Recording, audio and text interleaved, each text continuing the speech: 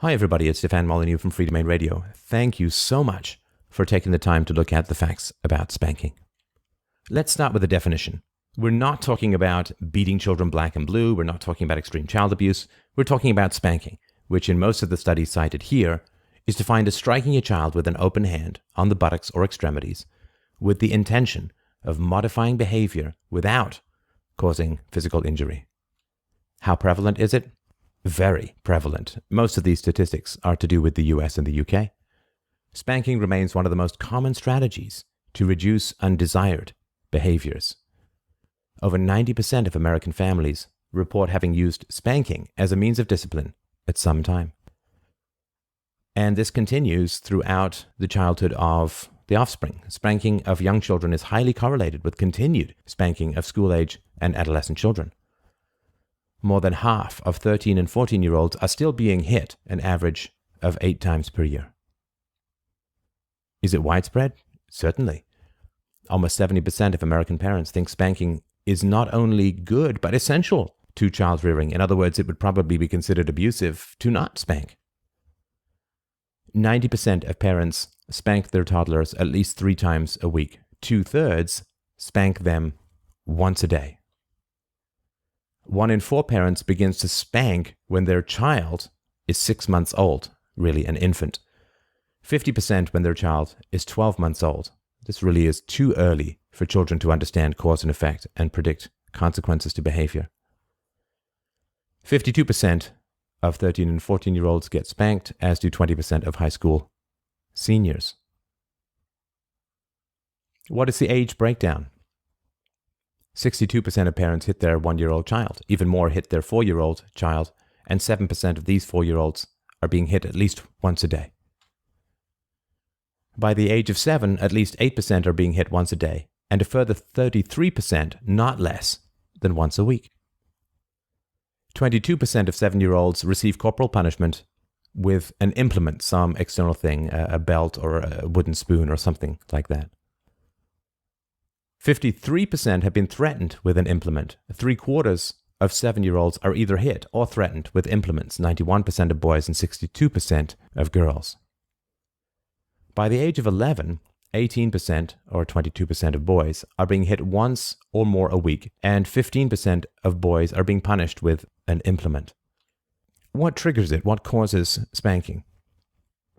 Parents are more likely to spank when they are angry or irritable, depressed, fatigued, and stressed. In 44% of those surveyed, corporal punishment was used about 50% of the time because the parent had, quote, lost it. Approximately 85% of parents expressed moderate to high anger, remorse, and agitation while punishing their children. These findings do challenge the notion that parents can or do spank in a calm, planned manner. What are the effects on parents? Although 93% of parents justify spanking, 85% say that they would rather not if they had an acceptable alternative that they could believe in. Well, such alternatives do exist. Strongly urge you to look into them. One study found that 54% of mothers said that spanking was the wrong thing to have done in at least half of the times they used it. That's pretty bad. Spanking is a very aggressive action towards a child, and if you're doing it wrong half the time, you probably shouldn't be doing it at all. What are the effects on children? There is a 93% agreement in scientific studies that spanking is harmful to children. Spanking leads to more antisocial behavior in childhood and increased aggression, increased spousal abuse, and increased child abuse in adulthood. Let me be clear here. I'm not saying everybody who spanks becomes a spousal abuser, but it is strongly correlated that it leads to an increased risk. Now, this 93% agreement has been called an almost unheard of consensus in parenting studies, which are full of contradictory results, but these are very consistent. Defiance. A study shows that disciplining children by spanking puts youngsters at risk for becoming aggressive, antisocial, and chronically defiant, which is why the spanking continues for so many children through their teenage years. Dr. Elizabeth Gershoff has analyzed 88 studies over 62 years to determine the effects of spanking on 11 child behaviors. Apart from immediate compliance, the research showed that spanking had negative effects on other behaviors. Substance abuse and mental health. Children who are spanked and slapped are twice as likely to develop alcohol addiction and other drug abuse problems. A study at McMaster University in Canada found that spanking and slapping children is linked to increased rates of anxiety disorders, alcohol abuse, drug abuse, antisocial behavior, and, to some extent, depression. IQ. Spanking by parents can significantly damage a child's mental abilities and results in a lower IQ later in life, suggests a study by researchers at the University of New Hampshire. The research team also looked at corporal punishment practices in 32 countries and found a lower average IQ in nations in which spanking was more prevalent.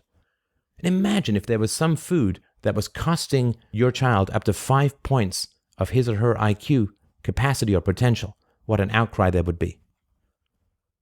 Kids who were physically punished had up to a 5-point lower IQ score than kids who weren't. And the more the children were spanked, the lower their IQs. It is dose dependent. Mental abilities. A study shows that corporal punishment slows the development of mental ability, particularly in younger children, aged 2 to 6. Corporal punishment was defined for the study as hitting a child, usually on the buttocks, at least 3 times a week. 93% of mothers hit their 2 to 4-year-olds an average of 3.6 times a week, or 187 times a year. 12.8% hit their children at least 7 times a week. And this is also dose dependent. The more children were spanked, the more they fell behind in cognitive development. Let's look at some of the data. This is a chart. The higher the percentage of parents in a nation who used corporal punishment with teenagers, the lower the national average IQ. This holds back an entire culture from advancing intellectually. The trend line is very clear. Post-traumatic stress disorder. More spanking results in a greater probability of post-traumatic stress symptoms. A lot of corporal punishment more than doubles the percent of people with high PTS symptoms. It adds to the cycle of abuse. Parents who experienced frequent corporal punishment as children perceived it as acceptable and frequently spanked their own children. Changing your parenting is one of the most difficult things. Changing from how you were parented to how you are parenting is one of the most difficult and essential things, I would argue, in the world. So people who experienced frequent corporal punishment as children, their children in turn advocated spanking as a disciplinary method and preferred aggressive conflict resolution strategies with peers and siblings. How does it affect aggression? Frequent use of corporal punishment, i.e. mother's use of spanking more than twice in the previous month when the child was 3 years of age, was associated with increased risk for higher levels of child aggression when the child was 5 years old. Aggression against children makes children more aggressive. Even controlling for baseline antisocial behavior, the more 3 to 6-year-old children were hit, the worse their behavior was when assessed 2 years later. Again, this is dose dependent. Physical abuse. University of North Carolina at Chapel Hill researchers concluded that parents who report spanking children with an object and parents who frequently spank children are much more likely to report other harsh punishment acts consistent with physical abuse. Again, to be clear, not saying parents who frequently spank children are automatically child abusers, but what we are saying, or what this data is saying, is that if you frequently spank your children, you are more likely to report other harsh punishments acts consistent with physical abuse. Sexual problems. Children whose parents spank or inflict other corporal punishment on them are more likely to have sexual problems later in life, such as a greater chance of physically or verbally coercing a sexual partner, engaging in risky sexual behavior, engaging in masochistic sex, including sexual arousal by spanking. Social problems. Even minimal amounts of spanking can lead to increased likelihoods of antisocial childhood behaviors, such as cheating and lying and bullying. Children of parents who use physical punishment or yelling and shouting as punitive discipline are much more likely to engage in aggressive behaviors, fighting, bullying, and being mean to others. Children in punitive environments at age 2 to 3 years of age scored almost 40% higher on a scale of aggressive behavior than children in non-punitive homes. Children 8 to 9 years of age scored 83% higher on a scale of aggressive behavior than children in non-punitive homes. Life problems. A study shows a link between childhood aggression and poor outcomes later in life, such as delinquency, crime, poor school results, and unemployment. It's just a link. It's not 100% causal, but there is a link. There is a risk. If you spank your children, there is a risk of these things occurring. That risk is significant, and you don't know ahead of time whether that risk is going to be realized or not. But, this can change. When punitive parenting changes at age 2 to 3 to non-punitive parenting, non-corporal punishment, non-spanking parenting, children eventually score just as low in aggressive behaviors as those in a non-punitive environment. It can change. You can change it. Anxiety. There appears to be a linear association between the frequency of slapping and spanking in childhood and a lifetime prevalence of anxiety disorder, alcohol abuse, or dependence. Crime. Corporal punishment is associated with increased levels of aggression and is a predictor of delinquency, violence, and crime in later life, and a risk factor for child abuse later in life. It's a predictor.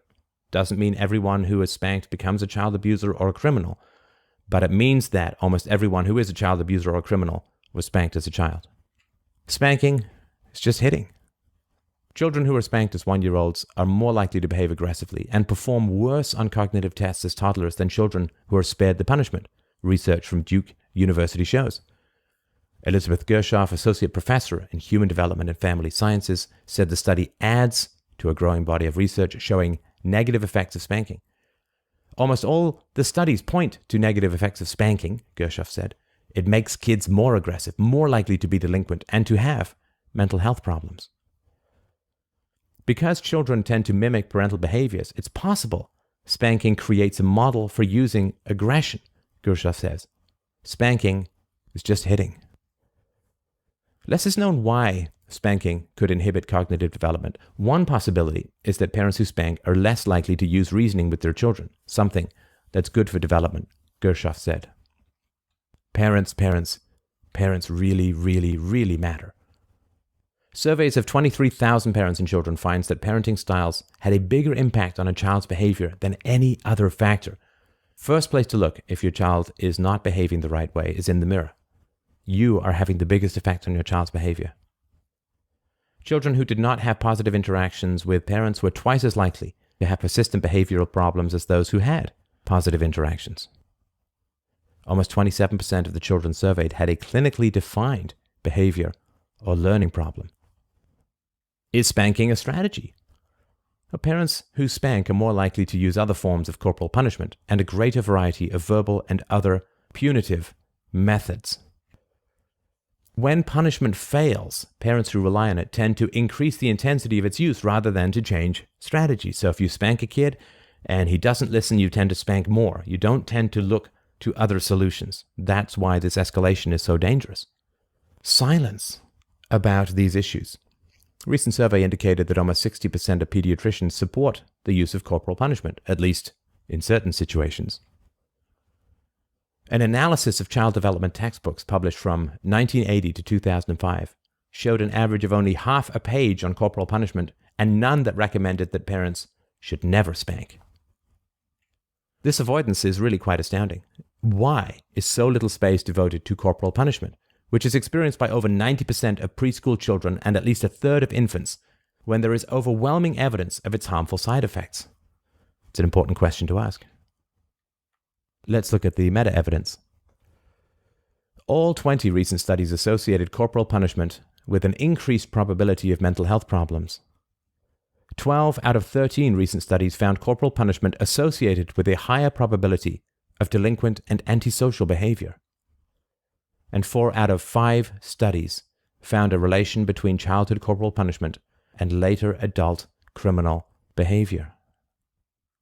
So, to summarize, spanking leads to increased child aggression, increased delinquent and antisocial behavior, decreased quality of parent-child relationships, decreased child mental health, increased physical abuse, increased adult aggression, increased adult criminal behavior, decreased adult mental health, and an increased risk of abusing one's own spouse or child in adulthood. Okay, so there are excuses or reasons. People say, I was spanked and I turned out fine. Well, 2/3 of people smoke and don't die from smoking. That doesn't mean that smoking isn't dangerous. The problem is you don't know ahead of time whether smoking is going to kill you or not, which is why it's a wise thing to quit. And you probably did turn out fine. But that doesn't mean you couldn't have turned out better if you weren't spanked, even better. So the statistical example of one is not particularly material to the general trend. You can't take that risk with your children about whether it's going to affect them negatively or not. Spanking, parents say, is necessary for good behavior. But the reality is that children who are not spanked are on average the best behaved and have the lowest rates of psychological problems. This has been called the best kept secret of American child psychology. Spanking creates and exacerbates the very behaviors that spanking is designed to inhibit. Violence or aggression almost always achieves the opposite of its intended goal. People say, well, you can't reason with a 2-year-old or a 3-year-old or a 5-year-old, and therefore you have to spank. Well, I hope that now you've seen this evidence, and of course feel free to dig into the sources and to come to your own conclusions, but this is pretty compelling evidence and should give all parents pause about the use of spanking and hitting in discipline. Because if you say, I can hit my 5-year-old because I can't reason with him, then you should at least be open to reason yourself and accept reason and evidence and change your behavior thereby, because you can't really have a higher standard for a 5-year-old than you have for yourself and say that aggression is valid because you can't reason with a 5-year-old and then reject reason and evidence yourself. That would be pretty hypocritical. So thank you so much for taking a look at this. Sources and resources are available at fdrurl.com/spanking. I really do appreciate your time. Thank you so much for watching, and I hope that this has been helpful.